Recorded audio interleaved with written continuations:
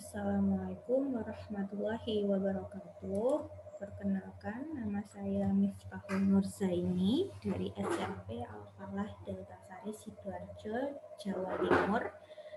Saya akan membuat media pembelajaran tentang tekanan pada zat cair.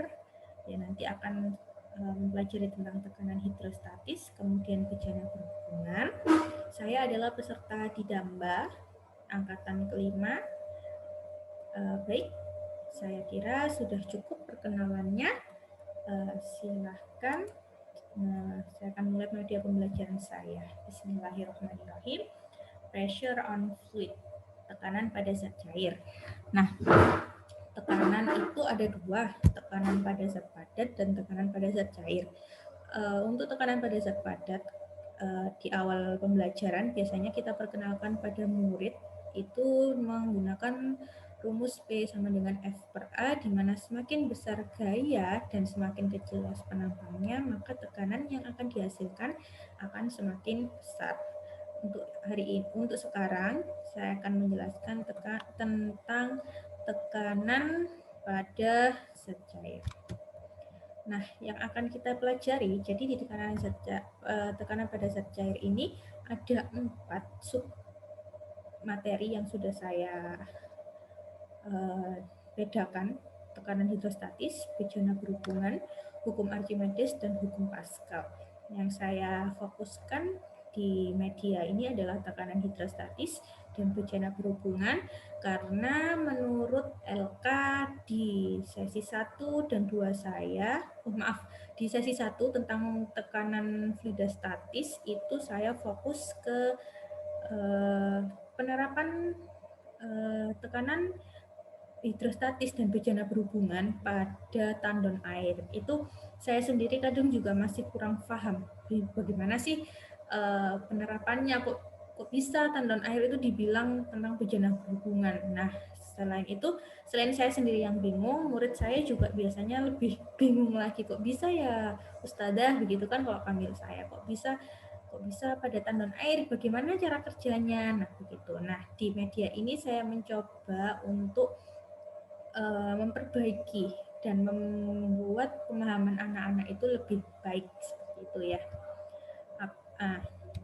Jadi kita akan belajar tentang tekanan hidrostatis dan bejana berhubungan. Nah, biasanya kita akan memberikan masalah. Apa yang kalian rasakan ketika berenang di dasar kolam? Nah, saya memberikan gambar orang yang sedang berenang ketika ada di dasar kolam itu akan mengalami telinga yang sakit, badan yang merasa tertekan. Kenapa seperti itu? Jawabannya bisa kita lihat juga dari video ini. Jadi di sini saya menampilkan video tentang bendungan yang bocor. Nah, bagaimana bendungan itu kok bisa bocor? Apa yang menyebabkan bendungan itu bocor? Nah, tentunya bendungan bocor, kemudian kita merasakan sakit ketika berenang, itu adalah karena adanya tekanan hidrostatis. Apa itu tekanan hidrostatis? Tekanan hidrostatis adalah tekanan yang diberikan pada zat cair dalam keadaan diam, di mana rumus awalnya yang dipakai adalah rumus pada tekanan zat padat yang di awal tadi saya sudah jelaskan, P sama dengan F per A. Nah, karena F itu adalah gaya benda dan pada saat diam, tekanan hidrostatis, statis berarti airnya dalam keadaan diam. Maka F-nya itu berubah menjadi gaya gravitasi, kita simbolkan W. Nah, karena W itu sama dengan M kali G, maka M kali G per A. Karena M, massa, itu adalah massa jenis dikalikan V, volume, maka kita rubah substitusi M-nya jadi rho kali V kali G per A.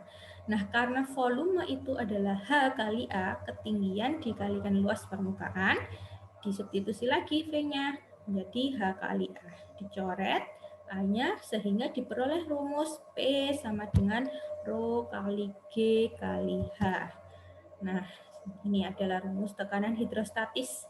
Rho adalah massa jenis zat cair, ya, bukan massa jenis benda, tapi massa jenis zat cair. G adalah percepatan gravitasi, dan H adalah kedalaman.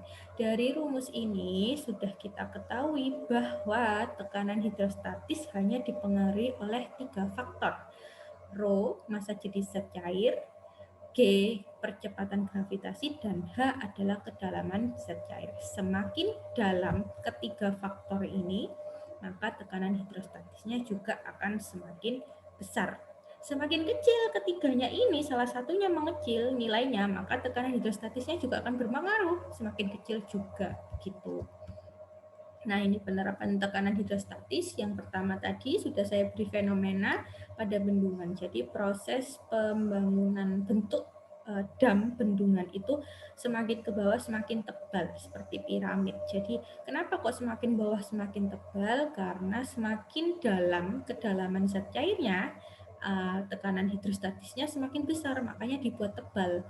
Itu bisa jadi kalau bendungan bocor tadi di fenomena awal itu karena tekanan hidrostatisnya besar, sedangkan bentuk bangunan bendungannya tidak terlalu kokoh atau tipis, tidak terlalu tebal, sehingga mudah ditembus atau tertekan air, ya kan, tertekan kena tekanan hidrostatisnya itu sehingga mudah untuk bocor seperti itu, bisa ditembus oleh air.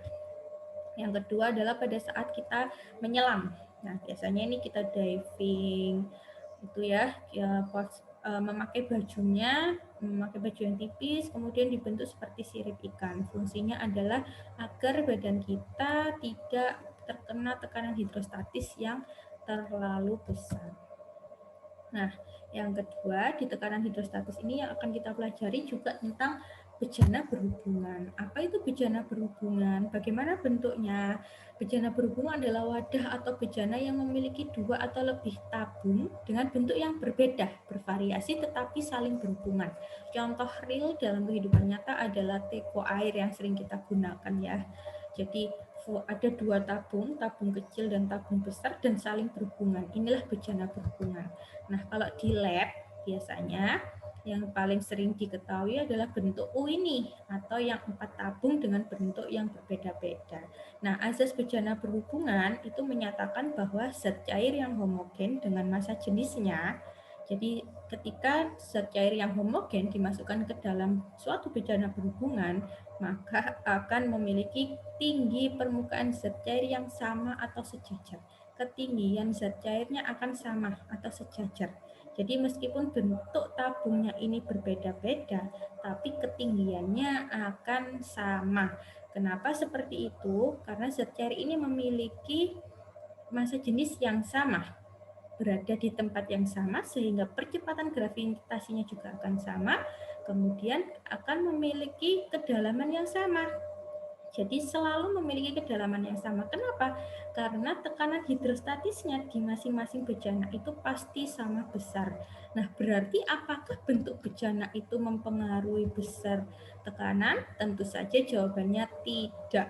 Jadi tekanan hidrostatis itu tidak dipengaruhi oleh bentuk bejana. Seperti itu. Ya, ini rumus dari bejana berhubungan.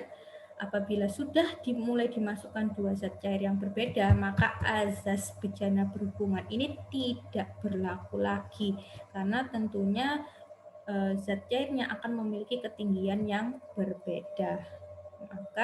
Tapi keduanya masih memiliki tekanan yang sama, maka rumusnya P sama dengan P2, P1 zat cair jenis pertama sama dengan zat cair jenis kedua.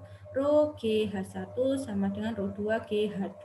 Jadi Rho 1 kalau misalnya Rho 1-nya air, berarti Rho 2-nya minyak. Berarti ya H1 adalah ketinggian zat cair air, yang H2 adalah ketinggian minyak. Nah, ini penerapan bejana berhubungan. Yang kedua adalah di tandon air. Sebelum memulai penerapan ini, kita akan melakukan praktikum terlebih dahulu. Jadi kita akan melakukan praktikum untuk membuktikan apakah sudah benar penggunaan tandon air itu sudah melakukan prinsip bejana berhubungan. Kita akan melakukan praktikum pada bag. Kita isi airnya sampai penuh. Kemudian kita gunakan roller atau penggaris. Jadi ruler ini fungsinya untuk mengukur ketinggian atau kedalaman zat cairnya. Kemudian kita ukur misalnya pada kedalaman 3 meter atau pakai grid saja sepertinya ya. Nah, jadi kedalaman total airnya 3 meter, kita ukur di 1 meter. Terlihat 111,188. Ukur lagi di sampingnya dengan posisi yang sama persis. Nah, jadi tekanannya sama.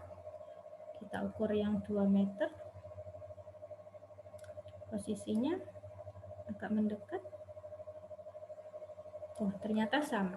Nah, ini menunjukkan bahwa di setiap kedalaman itu pasti memiliki tekanan hidrostatis yang sama besar. Meskipun kita di kanan kiri, tapi kalau kedalamannya 2 meter ya akan mengalami tekanan hidrostatis yang sama besar. Nah, untuk percobaan yang kedua dengan bentuk bejana yang berbeda. Jadi yang satu semakin ke bawah semakin besar luas permukaannya, yang kedua semakin ke bawah semakin menyempit. Jadi bentuk bejananya atau bentuk kolamnya sudah mulai berubah. Kita ukur di 2 meter.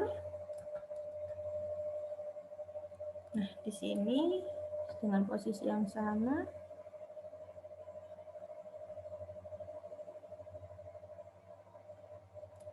ternyata tekanannya juga sama meskipun bejananya berbeda. Kita ukur di 1 meter ketika luas permukaannya berbeda. Yang tabung pertama lebih kecil, tabung kedua lebih besar. Apakah tekanan hidrostatisnya sama? Nah, ternyata sama. Nah, inilah membuktikan bahwa bentuk bejana itu tidak mempengaruhi besar tekanan hidrostatis. Gitu. Jadi bentuk bejana itu tidak mempengaruhi besar tekanan hidrostatis. Nah, yang kedua,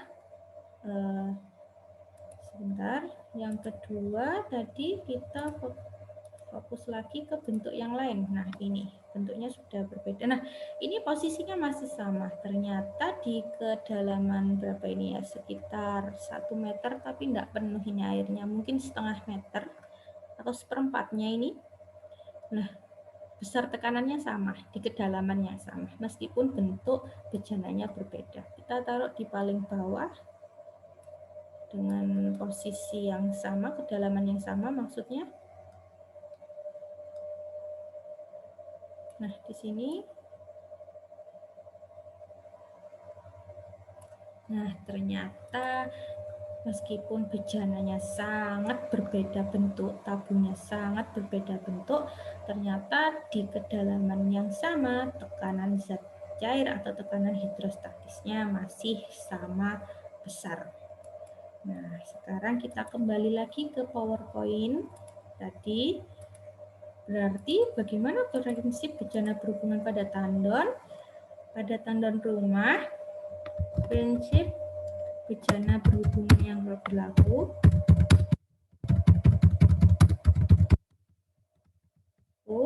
jika bejana berhubungan yang biasanya berbentuk U, tapi pada tandon air berbeda bentuk, namun tekanan hidrostatis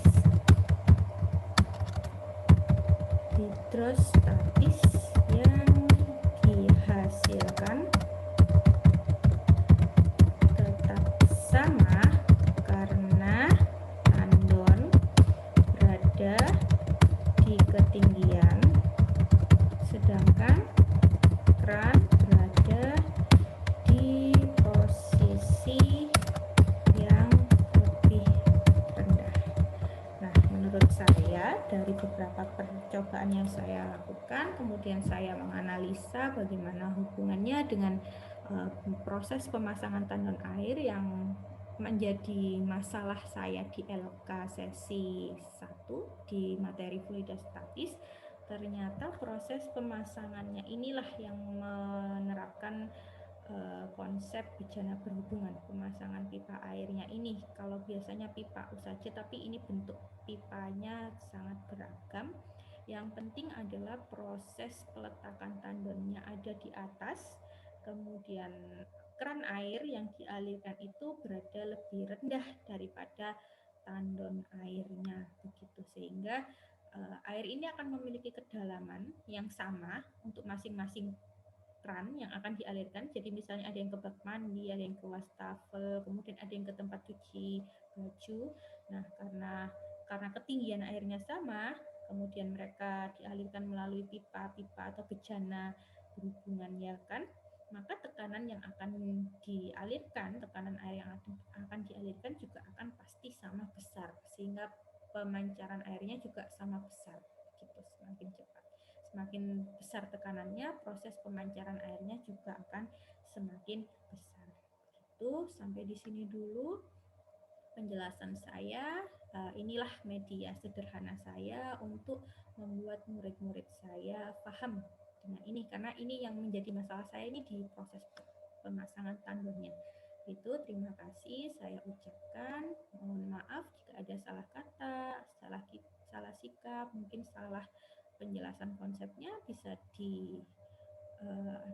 mungkin ada saran atau kritik, boleh hubungi saya langsung. Terima kasih. Saya Miftahul Nurzaini.